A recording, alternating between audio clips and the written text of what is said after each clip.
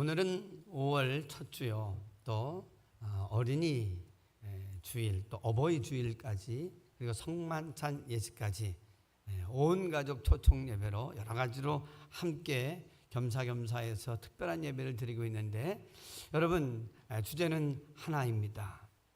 하나님께서 우리 모든 인생들을 행복하도록 만들어 주시기 위하여서 가정이라는 것을 주셨다는 거예요. 여러분, 행복하시기를 원하십니까? 정말 그 행복한 인생을 살도록 하나님께서 원하시는데, 그것이 다른 것이 아니라 가정이라는 것을 통해서 하나님께서 여러분 이 땅에 사는 삶을 행복하게 살기를 원하신다는 거예요. 세상에 하나님께서 만들어주신 두 기관이 있는데 바로 교회와 가정입니다.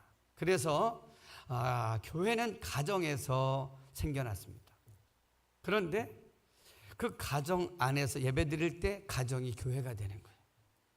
그래서 교회는 가정 같은 교회요, 가정은 교회 같은 가정이 되어질 때 행복한 그러한 은혜가 그곳에 넘치게 되는 거예요.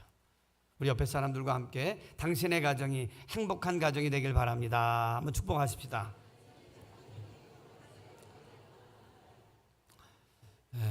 한번 이렇게 하십시다. 정말입니다. 하나님도 원하십니다. 시작.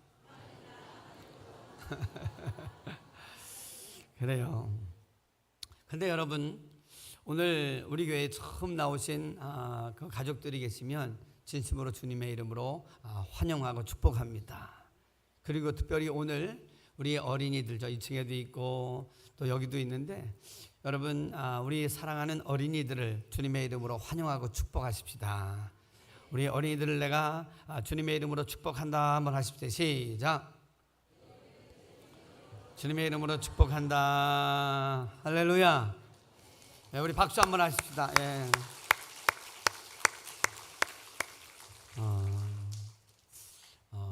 옛날 어르신들 말에는 이런 말이 있어요. 세상에 정말 꽃이 아름다운데 꽃 중에 최고 아름다운 꽃은 무슨 꽃이냐? 인꽃이라고 합니다. 어린이들을 볼 때에 가장 아름답다는 거예요. 그런데 하나님 보실 때는 여러분 모두가 다 하나님의 자녀인 줄로 믿습니다. 그렇기 때문에 하나님은 이 땅에 사는 모든 하나님의 자녀들이 행복하기를 원하고 아름답기를 원하고, 그리고 여러분의 삶에서 웃음꽃이 만발하기를 원하십니다. 그런 뜻에서 오늘 우리가 온 가족 초청 예배를 드리는 가운데 하나님께서 우리에게 원하시는 그 행복한 삶이 모두에게 열리길 간절히 바랍니다. 사람들은 행복한 가정을 꾸미기 위해서 참으로 애를 많이 씁니다. 수고하고 노력하고 애씁니다. 그런데 정말 그렇게 행복하게 만들기를 원하는 그 가정이 정말 행복할까요? 정말 웃음이 만발할까요? 여러분, 생각보다 행복한 가정, 웃음이 만발한 가정이 그렇게 많이 있지 못하다는 거예요. 왜냐하면 사람이 사람의 방법으로 가정을 행복하게 만들려고 할 때는 그것이 아니라는 거예요. 성경은 우리에게 말합니다. 세상은 물질로, 좋은 환경으로, 좋은 여건으로 행복을 만들기를 원하지만 성경은 우리에게 대답합니다. 행복한 가정은, 따라해봅니다. 하나님이 우리와 함께 하실 때 만들어집니다. 아멘. 아멘입니까? 예, 그렇습니다. 그래서 행복한 가정은 하나님이 함께 하시는 가정이 되어질 때 행복하다는 거예요. 그래서 오늘 설교 제목을 뭐라 그랬어요? 우리 집 누구와 함께? 하나님과 함께. 자, 그렇다고 하면 하나님이 함께 하시는 가정은 어떤 가정일까요? 첫째는요, 하나님을 예배하는 가정이어야 된다는 거예요. 한번 읽어보십시다. 시작. 하나님을 예배하는 가정입니다. 왜 행복한 가정을 만들려고 하면 하나님을 예배하는 가정이 되어야 될까요? 한번 오늘 본문 1절을 봅니다. 다 같이 한번 읽어봅니다. 시작. 여호와께서 집을 세우지 아니하시면 세우는 자의 수고가 헛되며 여호와께서 성을 지키지 아니하시면 파수꾼의 깨어 있음이 헛되도다. 여기 보면 여러분 행복한 가정을 집으로 표현합니다. 그런데 집은 어떻게 해야 돼요? 집은 세우는 거예요. 그런데 집을 세울 때 사람이 세우는 것 그리고 하나님이 세우는 것 이런 집이 있어요. 여러분 창세기 11장에 보면 바벨탑에 대한 이야기가 나오는데 사람이 우리가 한번 멋진 도성을 만들어서 마음껏 한번 행복하게 살아보자 했는데 하나님을 빼놓고 인간들이 행복한 그런 삶을 살려고 할 때 그 행복은 밑빠진 독에 물 붓기처럼 다 소용이 없더라는 거예요. 여러분 그 시대만 그랬을까요? 아니에요. 이 땅도 마찬가지예요. 사람들은 저마다 나름대로 많은 물질이 있고 좋은 환경이 있고 나름대로 가진 것이 많아지면 행복하다고 나름대로 생각하면서 아름답고 행복한 가정을 꾸미려고 합니다. 그런데 중요한 것은 오늘 본문은 이렇게 명확하게 말씀하고 있다는 거예요. 여호와께서 집을 세우지 아니하시면 세우는 자의 수고가 헛되도다. 1절과 2절에 계속해서 헛되도다 하는 말이 3번씩이나 반복되고 있습니다. 성경에서 한 번에 3번을 강조한 것은 분명하다는 거예요. 명확하다는 거예요. 틀림이 없다는 거예요. 왜 그럴까요? 이 세우다라고 하는 단어는 히브리어의 바나라고 하는 단어인데 그 가정을 세울 때 그 바나라고 하는 단어는 어머니의 뱃속에서 아이를 잉태하고 그 아이가 자라도록 만드는 거예요. 동시에 하나님께서 아담의 갈비뼈를 뽑아서 하와를 만드실 때 그 만들다 세우다 하는 단어가 같은 단어입니다. 자, 그렇게 보면 여러분 사람에게 생명을 잉태하는 것이 사람이 하는 것입니까? 아니에요, 여러분. 물론 남자와 여자가 만나서 사랑을 하고 아름다운 가정을 꾸미게 되면서 여러분 자녀가 태어나잖아요. 그런데 사실은 남자나 여자가 사랑을 하지만 그것으로 인하여서 생명이 잉태되는 게 아니에요. 하나님께서 그렇게 생명을 잉태할 수 있는 능력을 주셨기 때문에 여러분 사람이 자녀들을 낳게 되는 거예요. 자, 아까 금방 말씀드렸듯이 하나님이 흙으로 사람을 지으시고 그 코에 무엇을 불어넣으셨다? 생기를 불어넣으셨다. 자, 그러면 흙에다 여러분 아무리 공기를 집어넣는다고 할지라도 바람을 넣는다고 할지라도 여러분 사람이 되어서 벌떡 일어나는 경우가 있어요, 없어요? 없어요. 여러분들 혹시 저 바깥에 나가서 오늘 아이들로 하여금 좋은 찰흙을 만들어 가지고 거기다가 자 사람 형상 만들었지? 아빠가 산소통을 갖다 불어넣어 놓을게. 봐라, 사람이 벌떡 떼어져서 일어날 거다. 가능합니까? 안 가능합니까? 불가능하죠. 그러니까 사람에게 생명을 집어넣어 주실 수 있는 분은 오직 창조주 하나님밖에 없다는 거예요. 여러분, 그래서 성경은 분명히 이렇게 말합니다. 잠언 19장 14절에 이렇게 말합니다. 직과 제사는 조상에게서 상속되거니와 슬기로운 연숙한 아내는 여호와께로 말미암는다. 행복한 가정을 만들려고 하면 현숙한 슬기로운 아내가 있어야 돼요. 그런데 슬기로운 아내를 어떻게 얻어요? 하나님이 만나게 해주셔서 여러분 행복한 가정을 꾸민다는 거예요. 오해하지 마세요. 그러면 아내는 아내는 하나님이 주시지만 남편은 내가 잘 보다가 딱 찍으면 되겠구나, 그런 얘기가 아니에요.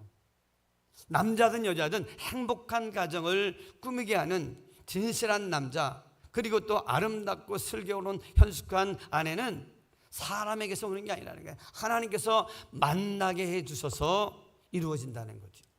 자, 한번 보세요. 여러분, 여러분의 사랑하는 아내, 사랑하는 남편 여러분들이 길렀어요? 여러분들이 낳았어요?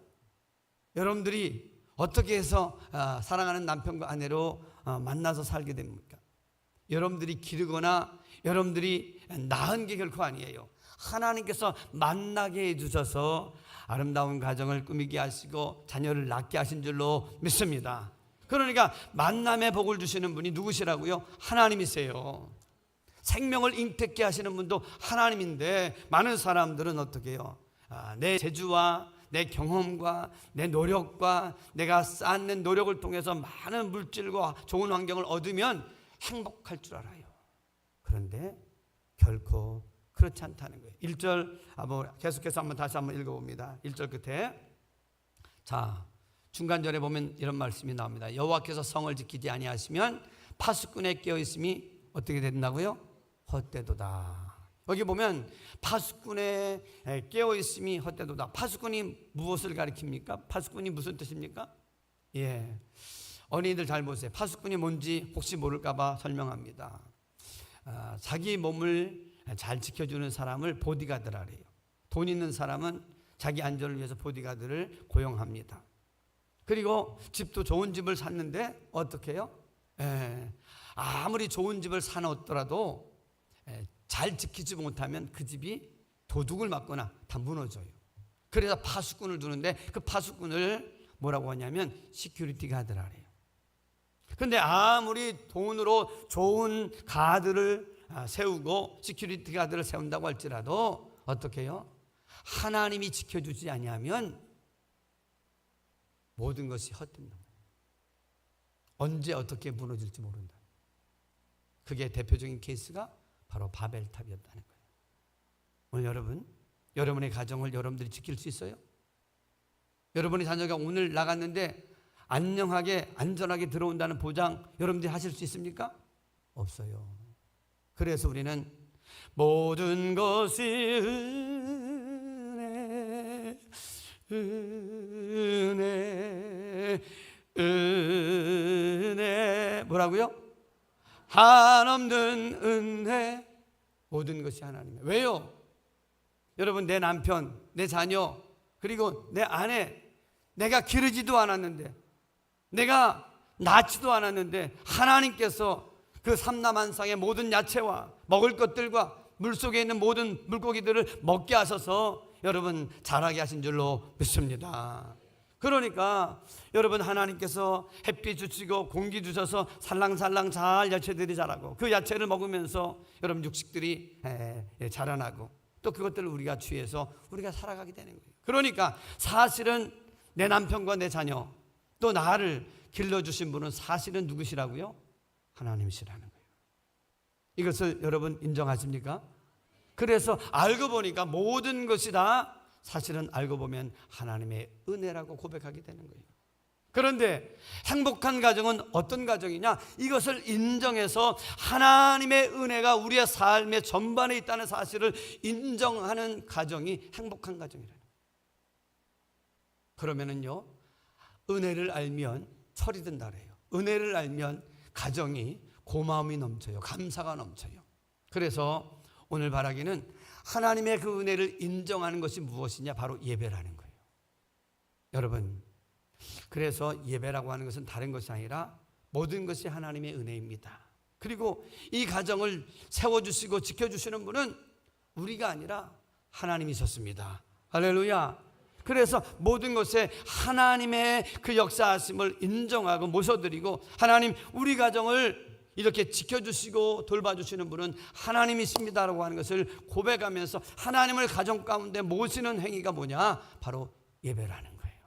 여러분 아브라함을 보면 창세기 12장 8절에 보면 이런 말씀이 나옵니다.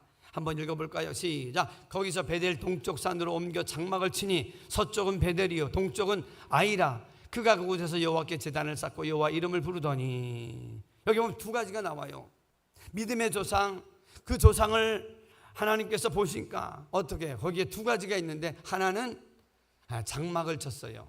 장막은 집을 이야기합니다. 그 다음에 그곳에서 무엇을 쌓고 여호와께 제단을 쌓다. 제단은 제사를 이야기하는데 하나님 앞에 예배를 드린 걸 말합니다. 그런데 두 가지의 종류의 집들이 있어요. 장막을 치기만 하는 집이 있고 장막과 함께 제단을 쌓는 집이 있어요. 여러분 두 가지가 있는 가정을 하나님께서 축복해 주시는 줄로 믿습니다. 그러니까 우리에게는 그냥 멋진 장막 내 집 마련해서 좋아하는 장막을 치는 건 좋은데 그 다음에 하나님께 예배하는 제사가 없어요. 그럼 하나님의 돌보심이 거기에는 빠지는 거예요. 자, 이사야 1장 3절은 이렇게 말합니다. 한번 볼까요? 이사야 1장 3절 그 위에 시작. 소는 그 임자를 알고 나귀는 그 주인을 구유를 알건만은 이스라엘은 알지 못하고 나의 백성은 깨닫지 못하는도다 하셨도다.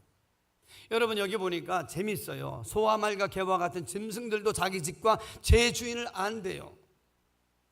우리 학생들한테 물어볼게요. 그래, 강아지가 자기 주인을 알아요, 몰라요? 알아요, 몰라요? 너희들이 기르는 강아지가 주인을 알아요, 몰라요? 여러분들 알죠? 여러분들의 강아지가 자기 집을 알아요, 몰라요? 크게 해봐. 알아요, 몰라요? 알아요. 제주도 우리 친구들은 다 그런가?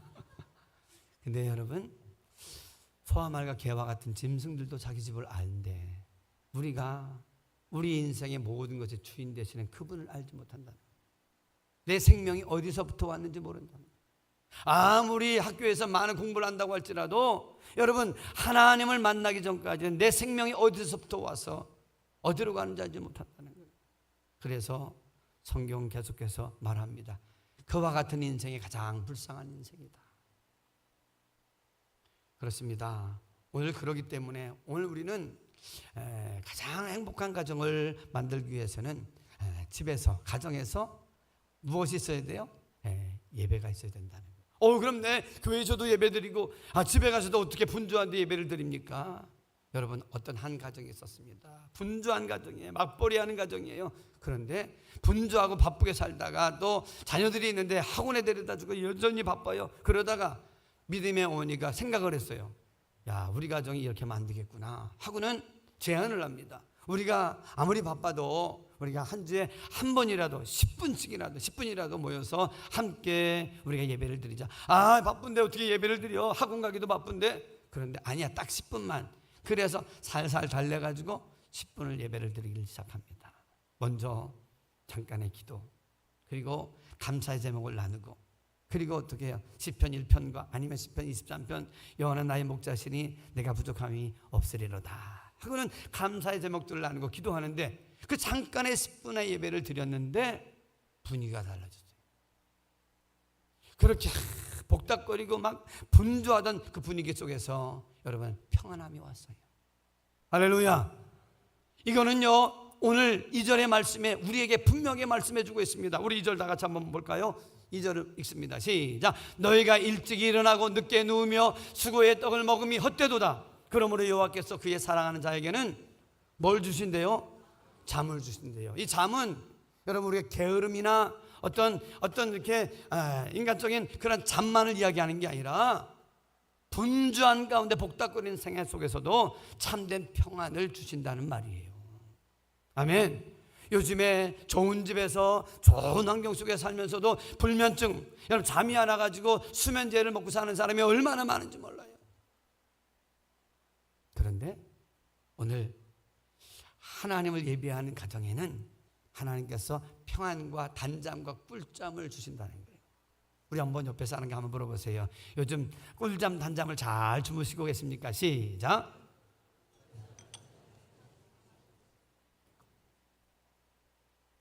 그래요. 여러분, 예수님께서는 풍랑 속에서도요 꿀잠을 주무셨던 분이세요. 그러므로 진정한 우리에게 평안을 주시는 분은 우리 하나님인 줄로 믿습니다. 그렇기 때문에 여러분, 정말 좋은 침대는 돈으로 살 수 있을지 모르지만 꿀잠 단잠은 돈으로 살 수 있는 게 아니에요. 하나님이 우리에게 평안함을 주실 때 단잠을 자게 될 줄로 믿습니다. 그런데 세상 말도 이런 거잖아요. 야, 잘 자는 게 세상에 그 무엇보다 보약이라 그러잖아요. 여러분, 건강하시길 원하십니까? 꿀잠을 자시길 간절히 바랍니다. 꿀잠은 어떻게 자요? 하나님을 예배하는 가운데 하나님이 우리에게 주시는 평안함을 얻을 때 꿀잠을 자게 되는 줄로 믿습니다. 바라긴 그래서 우리 모두가 하나님 앞에서, 하나님 아무리 바빠도 우리의 삶에서 작은 예배를 드릴 수 있는 가정 되게 하여 주옵소서. 하루에 한 번이라도 하나님을 생각하면서 감사의 마음을 가져보세요. 짧더라도 아침에 일어나서 저녁에 잘 때 단 한 번이라도 하나님 앞에 감사 기도를, 짧은 기도를 드려보세요. 하루에 한 번이라도 지나가면서 하나님 앞에 감사의 찬양을 드려보세요. 이것들이 작은 예배가 된다는 거예요. 이런 작은 예배들이 여러분의 가정 가운데 세워져서 하나님이 지켜주시고 하나님이 행복하게 만들어주시는 그런 은혜가 넘치는 복을 누리게 되기를 주님의 이름으로 축복합니다. 두 번째로요, 따라해봅니다. 서로 사랑하는 가정입니다. 그래요. 여러분, 하나님께서 주신 가정이 행복한 가정이 되려고 하면 서로 사랑해야 돼요. 그런데 이상한 것은 여러분, 우리가 좋은 것 먹고 그리고 좋은 것을 입고 살아가는데도 불구하고 그 집에서 감사와 그리고 행복과 웃음이 만발하기보다는 다투고 그리고 큰 소리가 나고 악유다툼하면서 서로 짜증내고 그렇게 가정 안에서 상처를 받는 일들이 있어요, 없어요? 사실 많다는 거예요. 누가 그러더라고요. 세상에 나가서 살기도 벅차고 바쁘고 정말로 속상한 일들이 많은데 집안에서조차도 이 바보 같은 것이 그러려면 나가. 어딜 나가? 나갈 데도 없는데. 또 나가서 너까지 깨? 뭘 한다고? 그러면서 그런 말들로 인하여서 얼마나 가슴에 치명적인 그런 칼을 꽂듯이 상처를 주고받는 그러한 가정들이 얼마나 많은지 모른다는 거예요. 가장 사랑받아야 하고 가장 위로받아야 하고 가장 격려받아야 될 곳이 가정인데 여러분, 서로 사랑하지 않으니까 좋은 것 먹고 맛난 것을 누리는 거 그리고 먹고 마시는데도 불구하고 거기에 만족이 없어요. 왜 그래요? 여러분, 정말 하나님을 예배하는 가운데 하나님의 그 사랑을 경험하지 못해서 그래요. 창세기 45장 5절 한번 읽어봅니다. 우리 다 같이 한번 읽어볼까요? 시작. 하나님이 생명을 구원하시려고 나를 당신들보다 먼저 보내셨나이다. 이 말씀은 누가 한 것이냐면 요셉 선생님이 한 거예요. 요셉 가정은요, 찢겨진 가정이에요. 아버지의 편애 때문에 그런지 자식들의 오해 때문에 그런지 모르지만 어떻게 동생 요셉을 아주 미워하고 심지어는 죽이려고까지 했어요. 그러다가 말려가지고 어떻게 해요? 야, 팔아면 버리자. 죽여버리면 뭐하냐. 그래서 몇 푸레가 그 동생을 팔아가지고 애굽에 노예로 팔아버립니다. 그래서 죽을 고생을 다 해요. 그러다 감옥도 가요. 그런데 여러분, 요셉의 인생이 무너지지 않아요. 요셉의 인생이 오히려 하나님께서 그를 높이시니까 애굽의 국무총리가 됩니다. 그래 총재들이 가뭄 가운데 먹을 것을 얻으러 왔다가 형을 만납니다. 자, 동생을 만납니다. 요셉을 만나요. 그럴 때 요셉의 마음속에 어떤 마음이 있었을까요? 두고 봐라. 이를 갈았을 거예요. 안갚음하고 싶었을 거예요. 복수하고 싶었을 거예요. 그런데 오늘 뭐라고 고백합니까? 45장 5절 다시 한번 보여줘보세요. 하나님이 생명을 구원하시려고 나를 당신들보다 먼저 보내셨나이다. 어떤 안갚음이나 복수하는 마음이 없어요. 어떻게 이렇게 고백할 수 있어요? 이건 일반적인 사람의 감정이 아니라 사람의 해석이 아니에요. 왜 그래요?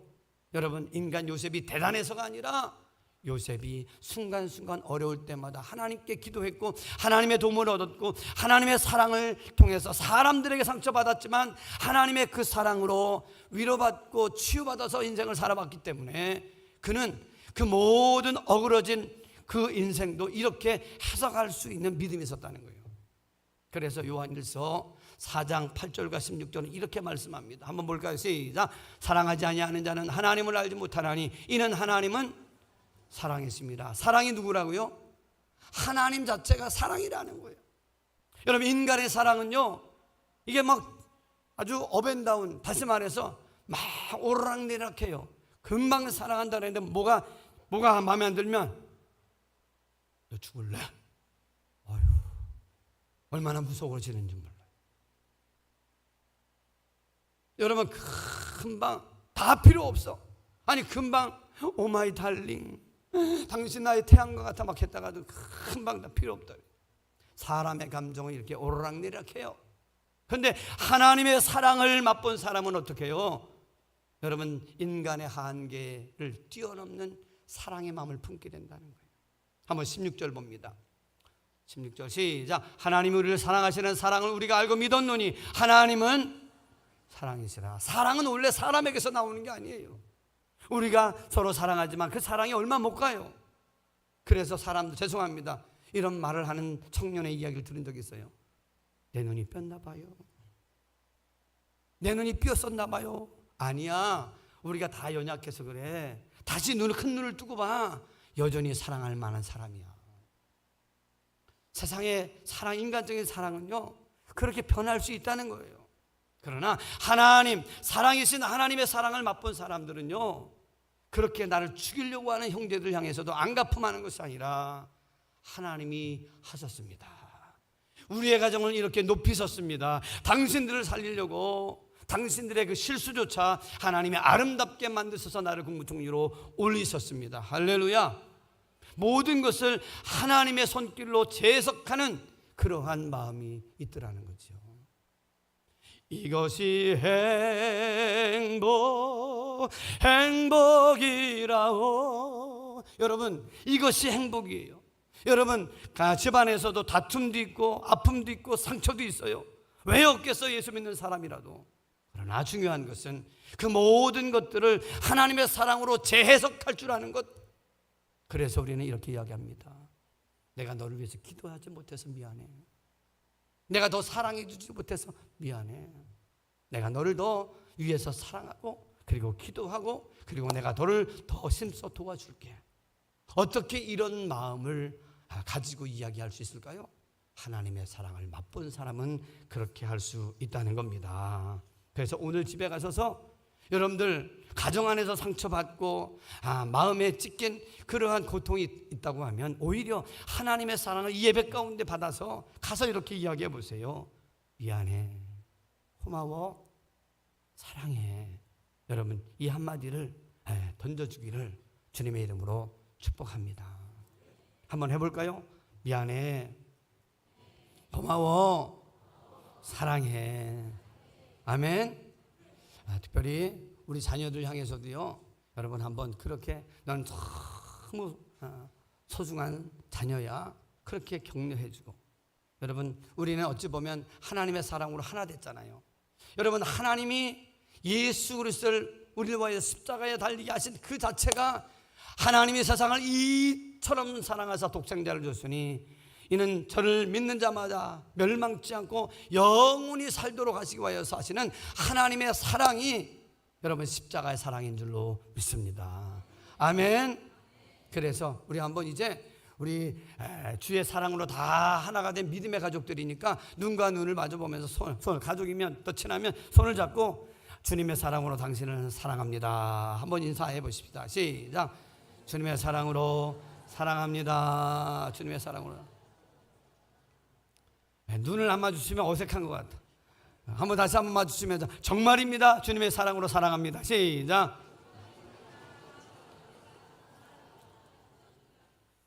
그래서 여러분들에게 다시 한번 부탁을 드립니다. 이제 여러분 밉더라도 남편을 용서하시기 바랍니다. 바가지 긁는 아내라도 여러분 용서해 주길 바랍니다. 속 썩이는 자녀들이라도 여러분 주의 사랑으로 품어주시길 바랍니다. 그리고 정말 세대가 달라져서 이해할 수 없는 부모도 이해해 주시기를 간절히 부탁을 드립니다. 그래야 가정은 서로 사랑하는 것이고 서로 아껴주고 모든 실수를 다 품어주고 이해해주는 그러한 것이 바로 가정이라는 거예요. 가정은 단지 태어나서 서로 어울려서 그냥 그곳에서 사는 그런 집단이 아니에요.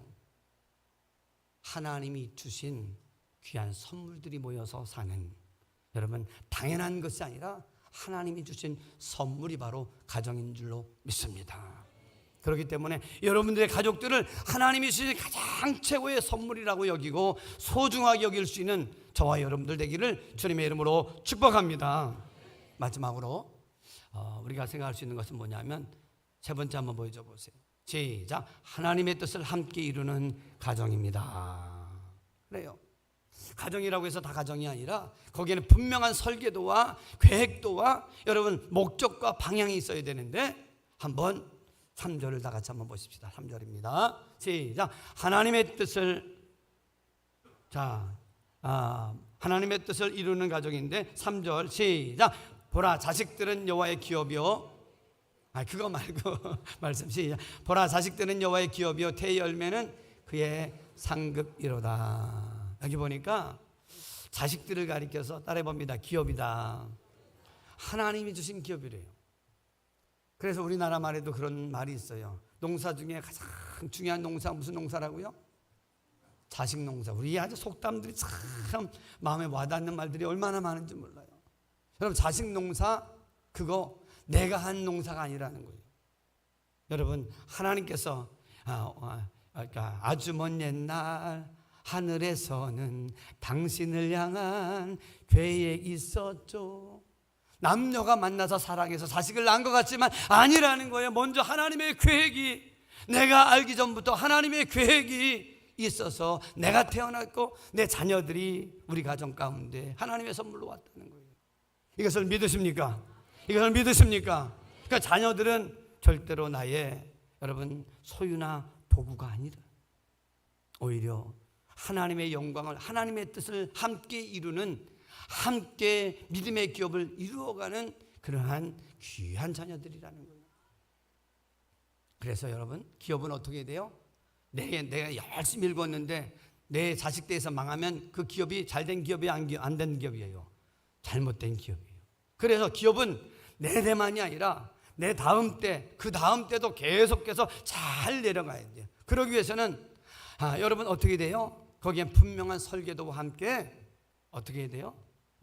믿음의 방법이 잘 내려가야 돼요. 어떻게 되느냐? 하나님의 뜻과 하나님의 영광을 위하는 분명한 목적이 하나가 돼야 돼요. 비전이 하나가 돼야 돼요. 야, 너 열심히 공부해야 돼. 왜요? 좋은 대학 가야지. 좋은 직장 얻어. 그래서 돈 많이 벌어야지. 돈 많이 벌어서 아빠 엄마 옷 사줘야지. 아빠 엄마 여행시켜줘야지. 이게 아니에요, 여러분. 그것도 하나이겠지만 그보다 더 중요한 것은 여러분 하나님의 선한 목적과 뜻을 이루는 그 일에 함께 쓰임받도록 하시는 하나님의 목적이 있기 때문에 그 선한 목적을 위해서 여러분의 자녀들과 함께 아름다운 비전과 목적을 하나님 안에서 말씀을 통해서 나누실 수 있기를 주님의 이름으로 축복합니다. 자, 그렇다고 하면 오늘 4절을 한번 봅니다. 자녀들을 뭐라고 표현하고 있는지 4절입니다. 시작. 젊은 자의 자식은 모래 장사의 수중에 화살 같으니. 자녀를 화살로 표현하고 있다는 거예요. 화살은 날아가는 거예요. 그런데 날아가는 것은 방향을 이야기해요. 그런데 이 화살을 전통 여기 화살통에다 많이 가지고 있다고만 자랑하면 안 되는 거예요. 화살은 여기다 두고 자랑하는 것으로 아니라 어떻게 해요? 하나님이 원하시는 그 방향을 향해서 날아가는 게 그 본래 목적이에요. 그렇습니다. 그렇다고 해서 여러분 애매한 사람을 죽이는 화살이 아니라 하나님의 뜻을 이루는, 그래서 승리하는, 하나님의 영광을 이루는, 하나님의 나라를 세우는 그 목적대로 쓰여지도록 미래를 향해서 날아가도록 여러분 격려하고 축복해주고 그리고 사랑해줘야 될 자식들이 바로 우리의 자녀들인 줄로 믿습니다. 그렇기 때문에 이 시간 옆에 있는 우리 자녀들이 있다고 하면 참 너는 소중한 내 자녀다 한번 축복해 주시기 바랍니다. 참으로 참 소중한 내 자녀다. 하나님의 선물이다. 아멘. 우리 교회도 마찬가지로 우리 자녀들을 향해서 너희들은 하나님의 놀라운 선물이다. 그렇게 축복해 주시길 바랍니다. 만날 때마다 여러분이 이렇게 도닥거려 주시기 바랍니다.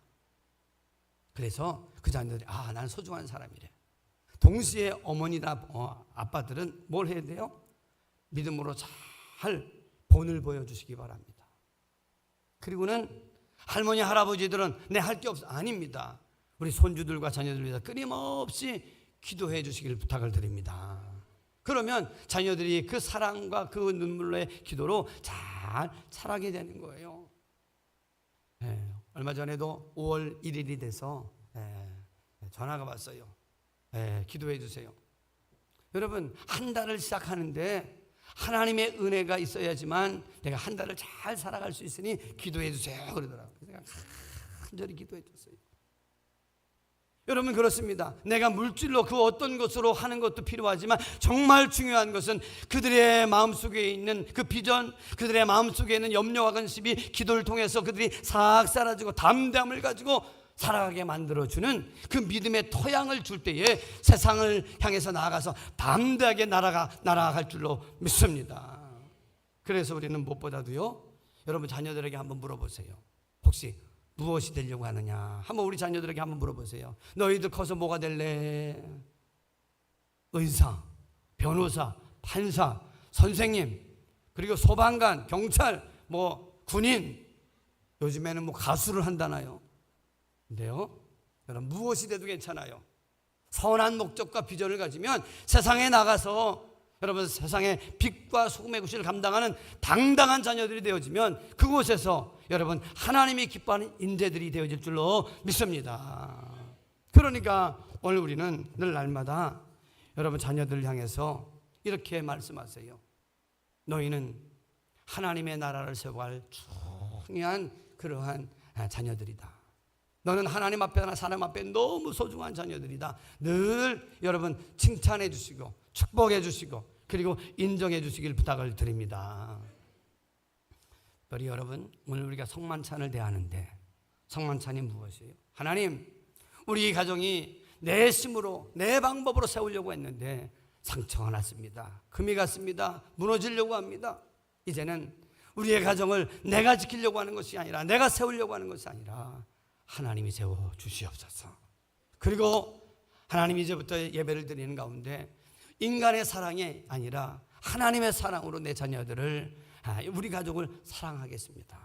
더 나아가서 이제는 세상적인 목적이 아니라 하나님의 선한 목적, 하나님의 영광을 위하여서 쓰임받는 자녀들이, 쓰임받는 가정이 되어지도록 내가 이제 우리의 가정을 하나님과 함께하는 가정으로 세워가기를 소망합니다. 그렇게 기도해 보시기를 간절히 바랍니다. 그러면 하나님께서 어떻게 해요? 이제는 하나님이 주인 되어주시고 하나님이 설계자가 되어주시고 하나님이 건축가가 되어주셔서 세상이 부러워하는 멋진 믿음의 가정들로 세워주실 줄로 믿습니다.